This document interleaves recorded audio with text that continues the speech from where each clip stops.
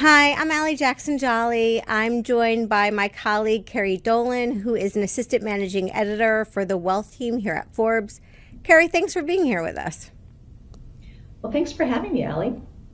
Yeah, and who better to talk about the recent news that Elon Musk plans to pledge $100 million to launch a new primary and secondary STEM-based school in Austin than you, because you've done a lot of coverage on the world's billionaires, including Mr. Musk. So may I ask you, when you saw this, what was your initial thought?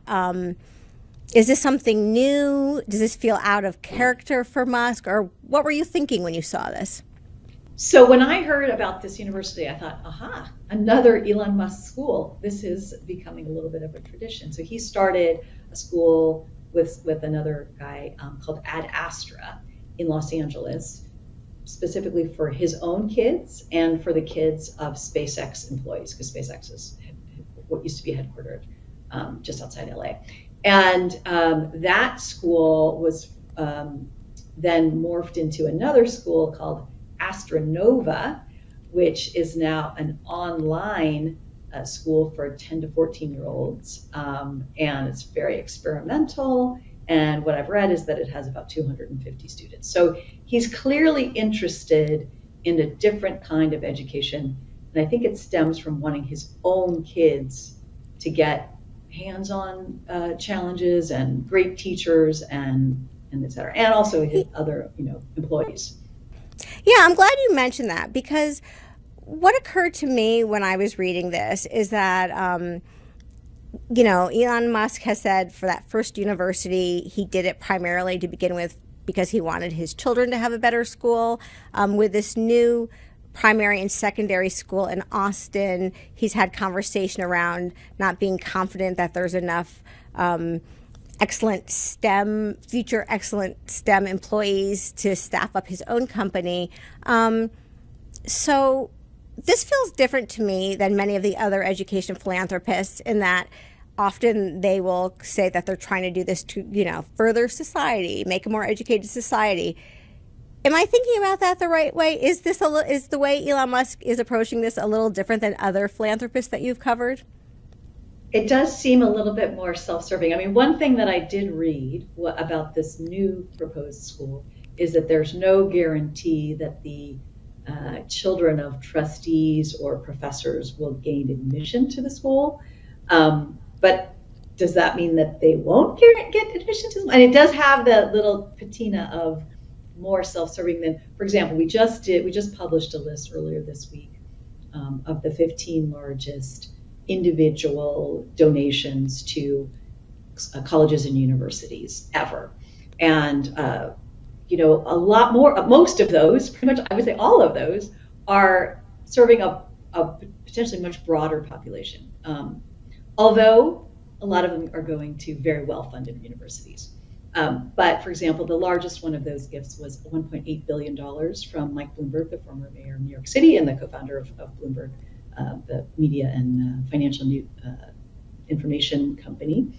And that actually is going to help, this was made in 2018, it's going to help Johns Hopkins undergrad students not have to graduate with debt. So instead of having to take out loans, they're able to get financial aid. So it's all earmarked for financial aid. Another big new-ish donation was $1.1 billion pledge from John Doerr and his wife Ann. John's a venture capitalist at Kleiner Perkins, to Stanford for a new sustainability school. So that would, that's a benefit for everybody that's going to study sustainability at Stanford. There's a school for that. They've hired professors and that stuff. So that's not necessarily tied to John Doerr's family. So I think there's definitely a difference there. I mean, I will say that Elon is not the only one who's like, I can do a school better myself. I mean, these gifts we looked at are going to establish universities. There have been other billionaires who have started, not too many, but one of the ones that come to mind who started just a school maybe similar to Elon's, is Jeff Green, Florida-based real estate billionaire, who started the Green School in Palm Beach, which is a pre-K through 12th grade school. I think it came out of this similar maybe frustration that Elon has with the existing education system that, we can do better, right? And I mean, I think this is a theme that you hear. I mean, there have been stories about maybe not billionaires, but I live in San Francisco. There are certainly schools that have been started by groups of tech employees to create a small school for their kids because they think they can do better than the public schools are doing, or even existing private schools. So there is kind of a trend of like, we can do better for our kids than is out there. Yeah, and how about, so you referenced those other billionaires who are wealth holders, we'll call them, in case they're hundreds of millionaires, that decided to try it themselves, launch a brand new school, whether it's for profit or not for profit. In Mr. Musk's case, this is a not for profit school. But what does this $100 million look like compared to those other wealthy Americans or world's wealthiest who decide to launch? Like, what is $100 million? When you hear that, does that feel like, oh, that's pretty big, or does that feel like, I mean, it's interesting. It's compared to Musk's fortune, which we put around 242 billion or so, depending on the day. Tesla stock goes up and down every day. $100 million is a drop in the bucket compared to his fortune, right? $100 million, though, is a pretty big piece of all of the money that we calculate that Elon Musk so far has given away, about $400 million. So this is one of the biggest chunks of his philanthropic giving that we've seen to date.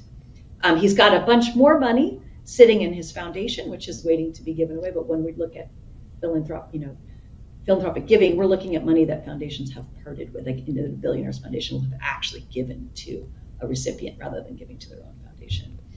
So I think you can definitely go a long way with $100 million to start a school. It's like these smaller schools that I've heard about in San Francisco. I mean, there's some I know somebody who's essentially being paid to, run a school for like a few people here, and get a longtime teacher who's, was hired to do this. So there's these one-offs, much smaller investments. This is much bigger. But the interesting thing is, like, when we did this list of the biggest gifts to colleges and universities, we looked at the 15 biggest, and we had about 5 or 6 that tied essentially at number, they tied at the bottom of those 15 at $500 million. So we have, in terms of Elon's giving, it's not record breaking compared to the kinds of gifts that the world's richest people, that America's richest people have been giving to American universities and colleges. I mean, the other thing that I think we could talk about too is, there's lots of different flavors of this billionaires in education. There's also people who've actually become billionaires by starting educational institutions. Not too many of them, but perhaps the best known to most Americans might be the University of Phoenix, which is a for-profit school that has campuses around the country and online schools. That was started by a former San Jose State professor, John Sperling. It ended up, it was a for-profit company, and it is a for-profit company, I should say, and was publicly traded.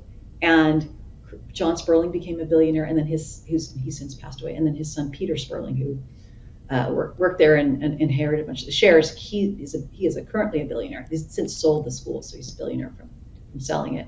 And then there's a company people may be familiar with called EF, which is founded by a guy named Bertil Hult from Sweden, and that's EF stands for Education First, and they've got English language training programs and travel education programs in more than 100 countries, and that's made him, this guy Bertil Hult, into a billionaire. So there's definitely money to be made in education, as well as money as education sucking up donations. So there's sort of two sides of this billionaires in education story. Okay, so Kerry, we're out of time. Thank you so much for coming and chatting with us about Mr. Musk's new school that he's planning to launch. Let me ask you this parting question. Do you expect that next year, when you do the same list of education philanthropists, is he now going to make this list? Is he going to be someone that you guys are digging into, or is he kind of small potatoes still? I mean, I think it depends on the parameters of the list. If we did the same parameters that we just did, we're just looking at the 15 largest gifts. I mean, we looked at gifts to date from now, from going back 25 years. He wouldn't make that list.